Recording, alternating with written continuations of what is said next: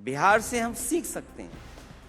बिहार में तेजस्वी मुख्यमंत्री बनते, जो कमियां रहीं हम उनसे भी बात करेंगे और जानकारी लेंगे। कुछ जानकारी हासिल हुई है। जो एजेंडा तय करते थे उनके साथ भी कोई नहीं खड़ा है।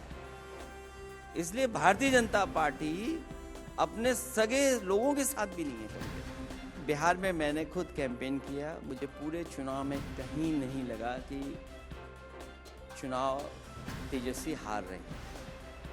कहीं मुझे किसी सभा में नहीं लगा। का ऐसा नतीजा कैसे आया? एनडीए इतना हावी कैसे हुआ? और तेजस्वी यादव परफॉर्म क्यों नहीं कर पाए? कांग्रेस परफॉर्म क्यों नहीं कर पाई? हालांकि पॉलिटिकल स्ट्रेटेजिस्ट मैं नहीं हूं। देश के सबसे बड़े पॉलिटिकल स्ट्रेटेजिस्ट वहां चुनाव लड़ रहे थे, पीकेपी पार्टी। तो क्या बोला आपने? पीकेपी, पीके पार्टी। हाँ। क्योंकि पीके हालांकि स्वराज उनका नाम पार्टी का है, लेकिन हम पार्टी तो उन्हीं के नाम से है, तो पीके की पार्टी। तो उनसे बड़ा कोई पॉलिटिकल स्ट्रेटेजिस्ट नहीं है। लेकिन जब वो जमीन पे गए तो स्वाभाविक है, उन्होंने देखा होगा कि भारतीय जनता पार्टी की मशीनरी क्या है, वो नैरेटिव कैसे बनाते हैं।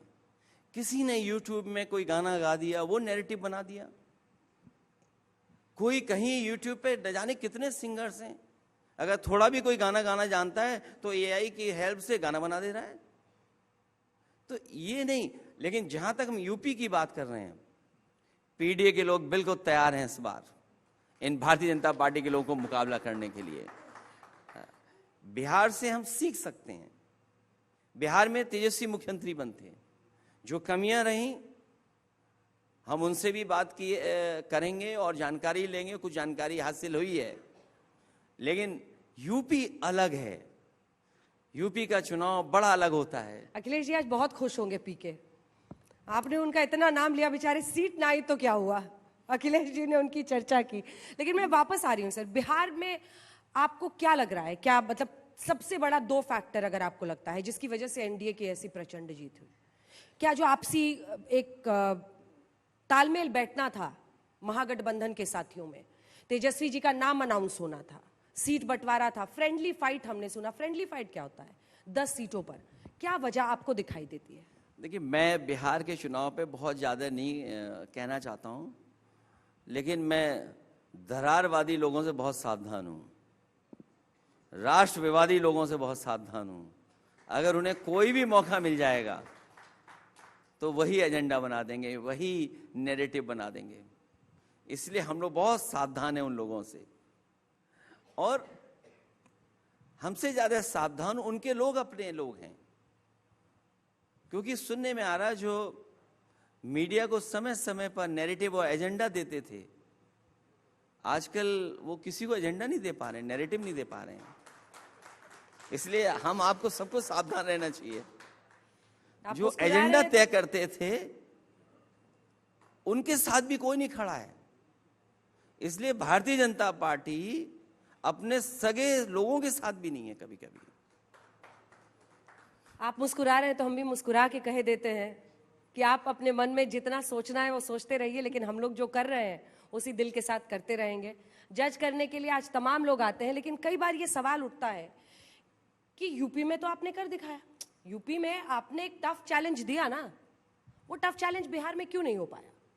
ये तो एक प्रैक्टिकल क्वेश्चन है और इसका जवाब आना चाहिए। देखिए, बिहार में मैंने खुद कैंपेन किया। मुझे पूरे चुनाव में कहीं नहीं लगा कि चुनाव तेजस्वी हार रहे हैं। कहीं मुझे किसी सभा में नहीं लगा। लेकिन जो वोट गिना जाता है वो अलग तरीके से गिना जाता है। मैं बहस दूसरी तरफ नहीं ले जाना चाहता हूं, लेकिन अभी सदन में जब मैं बहस सुन रहा था और बहुत से लोगों की चर्चा में सुन रहा था, तो बहुत सारे लोग ईवीएम को लेकर के भी सवाल खड़े कर रहे थे। एक पहलू तो ईवीएम का भी हो सकता है। लोग कहेंगे कि ये ईवीएम में आज के समय पे ये बात कही जा रही है। मैं उन्हीं से कहना चाहता हूं, हमारा देश आज नारा दे रहा है विकसित भारत बनेगा। हम आज कब तक विकसित भारत बनेगा? 2047 में बनेगा, नहीं बनेगा, कितनी आबादी के साथ विकसित भारत बनेगा किसी को नहीं पता।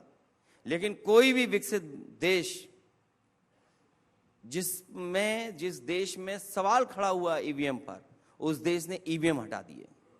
तो एक तो पहलू मैं ये कह सकता हूं, और मैंने लोकसभा में कहा कि अंतोगत्वा आपको ईवीएम हटानी ही पड़ेगी।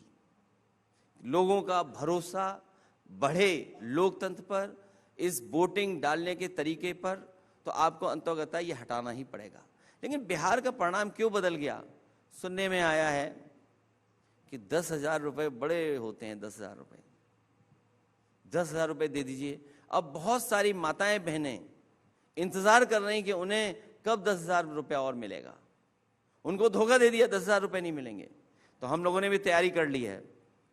मुझे याद है उत्तर प्रदेश में समाजवादी पार्टी ने 500 रुपये महिलाओं को देना शुरू किया था समाजवादी पेंशन के माध्यम से, और उसके बाद जो चुनाव था उसमें 1,000 रुपये हम देने जा रहे थे।